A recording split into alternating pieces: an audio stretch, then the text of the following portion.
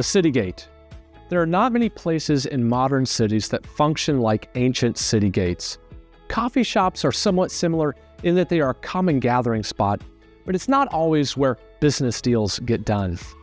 In the ancient world, the town's old men would gather by the city gate to gossip about the latest news. They'd carefully watch who came through their city, and apparently, according to Ruth, it was where some important real estate and marriage business happened.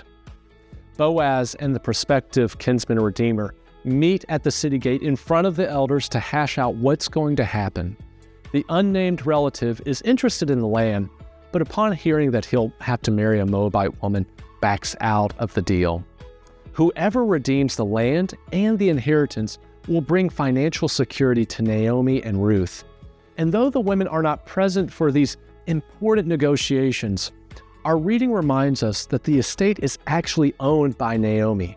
Land and marriage were linked together, and Naomi had a lot of cards to play. With Ruth's persistence, they have come to a deal that will likely save their family. To seal that deal that makes Boaz the official kinsman redeemer, he hands the other man his sandal, a custom that had to be explained even in our reading because it wasn't done by the time this book was written. So, in keeping with tradition, I hope you'll pass around your shoes in your small group. But in all honesty, this story is a grand summary of a Hebrew word known as chesed, which means loyal love or loving kindness. The story ends with a poignant scene as a great example of this. When Ruth and Boaz marry and she gives birth to a son, the story returns to Naomi, who was so bitter and angry when we met her in chapter 1. She has been through a lot, but Ruth has been by her side, and the women who witnessed this baby boy being put into his grandmother's lap rejoice, saying that God's hand had been present and had brought them to this special moment. Words like Redeemer, Restorer of life, and Nourisher of your old age are used. And then they say, Naomi, your daughter-in-law loves you. These are remarkable words, knowing everything that they've been through together. But then it goes one step further. As we talked about in chapter 1, King David's shadow looms over this entire story. We are moving from the time of the judges into the kingdom that will be ruled by David. Ruth gives birth to a boy named Obed, and the author makes sure to include that this boy will be the father of Jesse, who will be the father of King David. The king's great-grandmother was an outsider, and yet David never forgets his family history. 1 Samuel 22 describes David's soft spot for the Moabites. It says, David went to Moab and said to the king of Moab, "Would you let my father and mother come and stay with you until I learn what God will have me do?"